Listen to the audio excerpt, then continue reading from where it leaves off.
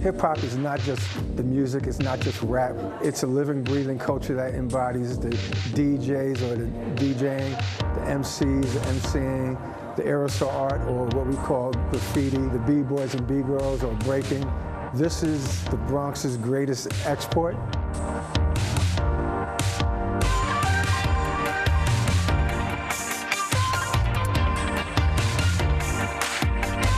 You're looking live at Yankee Stadium, where in about 30 minutes, some of hip-hop's biggest stars like Run DMC, Nas, and Snoop Dogg were going to take the stage to celebrate the music genre that, simply put, changed the world. Good evening again. I'm Sade Better-Noir. And I'm David Navarro. It was 50 years ago today, in an apartment building about 1.5 miles north of the stadium, that hip-hop was born. That is where Clive Campbell, better known as DJ Kool Herc, mixed 2 copies of the same album into one seamless break beat. And what followed in the next 5 decades, few would have been able to predict. Hip-hop went from a makeshift musical movement to a cultural phenomenon. We are going to spend the next half hour looking at how hip-hop is now woven in every aspect of our lives, from advertising and politics to television and fashion. In fact, I think I am going to lose my tie for this for the next half hour. Hey. Because I have got to get in the right mood for it. You got to do it, you know? Well, let's start things off right now in the beginning as he gets the tie off. And that party is happening inside a rec room in the Bronx. This guy called me Hercules. I said, don't call me Hercules. I said, call me Herc. Call me Kool Herc. Kool Herc played this wonderful music. He played these wonderful B-sides, C-sides, D-sides of records. And he had this amazing sound system called the Herculoids. I started hearing about this guy by the name of Herc. Everybody kept on talking about Herc. So that's when the fellas and I from the neighborhood, we decided to go and check out Kool Herc for the very first time. I started organizing this party. How much are we going to charge people? Charge 25 cents for girls, 50 cents for fellas. How do you promote it now? I had index cards. Before there were flyers, there were index cards. And I put Kool Herc's name on it because he's going to be the DJ. So they were really coming, you know, to see Kool Herc play. Since I'm organizing it, I have to give everybody their position where they need to be. So I told my mom, Miss Campbell, is going to be in the kitchen to supervise what was going on. People didn't realize that our parents were there. We never had any problems. It was like a little hole in the wall. Everybody was vibing and dancing and everything. Herc, he was playing a lot of obscure sounds that you don't normally hear, and they had a funky pattern, you know, a rhythm that was different from anywhere else. It was fun. Then the recreation room got to be too small. We had to find a different location, and what Herc used to do, and myself, we would give parties, free parties in the park. The first person that I saw do cutting, not scratching, but cutting, was Grandmaster Flash.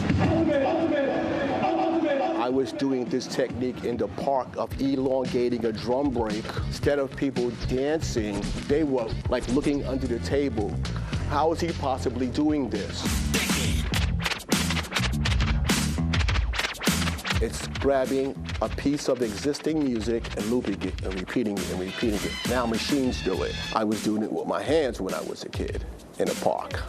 His technique was very artistic, going from one record to another to keep that rhythm going. Early on, the breakers were the stars of the 70s. And then later on, I put a microphone on the other side of the table to see if there's anyone that could speak to this new style of DJing. Got blue and black cause I likes to chill, and yellow and green when it's time to get ill. Grandmaster Jay made the turntable a true instrument. He took what DJs used to do in the parks and kind of transferred that over to a commercial platform. He could bump the turntables and the whole show could be over. He made the DJ not only important, but he transferred what the DJs were doing in the parks into arenas. The first time I really heard hip-hop on the radio was with the Sugar Hill Gang. I'm going down in history as the baddest rapper that ever Radio at that time was everything. Everybody and their mother listened to the radio. If you wanted to hear your favorite song, you waited for the radio to play it. No smartphones, no MP3s, no MP4s of any way, shape, or form. Everything was radio. And all my heroes and all the DJs that I looked up to were on the radio. We're jamming with Red Alert on 98.7 KISS FM. I'll call it the internet of our time, and that's the cassette tapes. People would record them on the radio. Tapes would be floating around in the streets, in the cars, overseas. So when they was taking me off the radio, that's how people got to be familiar with me, because you start hearing tapes of me everywhere around. When videos came and played, people can recognize how you look. So when people asked me to be in their videos, I took advantage and started using that as for a marketing tool. I started to VJ in '86 or so. If you look at the opening of Video Music Box, it was Prince, Bruce Springsteen, the Fat Boys, Run DMC. That's what Video Music Box looked like when it first started. After a while, the audience started to change. So the audience said, you don't have any hip hop? They were like, Ralph, we need you. Please bring us the black videos. Please bring us the hip hop videos. I had exclusive stuff that nobody else had. You know, we had Ralph McDaniel. That's the only thing we had. I would go out and shoot the artist performing somewhere. I'd bring the camera and turn the lights on, and everybody would be like, oh, like this. And he's like, what is this? Like, they thought I was the news. He's like, so what happened? Somebody got shot? And I'm like, no, it's a Video Music Box. It's like a show. First time I seen my video was on Video Music Box. Y'all should watch it. And people started watching it. We link up with this guy named Nas, kid who was sitting in Queensbridge Projects, wants to rap. He's been watching Video Music Box for as long as he can remember as a kid. From the split that I lived in hell, it ain't hard to tell. Shot the video, came out, and it was the hottest thing. Nas's rap should be locked in a cell. It ain't hard to tell. In the early 90s, you start hearing more of the sounds from out west. Dr. Dre, Snoop Dogg, Ice Cube. And now it's in other people that was coming to the 90s, Diddy, Sean Combs, and Mr. Sean Carter. They built labels. They brought some of the greats out. Biggie. It's all a dream. I used to read Word Up magazine. When he painted his songs, right, he painted in full color, and the spectrum was just so vibrant and vivid. Never thought that hip-hop would take it this far. But very simplistic also. Like, he could rap, and my mom could even follow the lyrics. You heard it, you understood it, it was clean, it was simple. That was his way of resonating to a lot of the masses. Biggie, biggie, can't you see? Sometimes your words just hypnotize me. The Bad Boy era ran everything. When Puffy and the Bad Boy Records family came out, they kind of like filled all the slots. There was an era where the South just came and took over. Ludacris, Outkast, you know, it just took over the game, period. Where New York was always on top. Then came these guys, and we was like this. I loved it because the South came with a new sound, a new energy. Crunk music, Little John came over, whole new sound, whole nother energy. The purest New Yorkers were hating on it. The younger world was loving the South here in New York. I think it's a beautiful thing. Why? Because hip-hop grew. First 10 years of hip-hop, we were doing it for fun, but nobody was getting paid. The next 10 years, they started making money. Run DMC, they basically broke the mold and started making some money, some real money show-wise. After the first 20 years, they started making books, writing books about the business so we can learn the business. So now we understand publishing and royalties and licensing and stuff like that. So having that knowledge now, we can capitalize on it.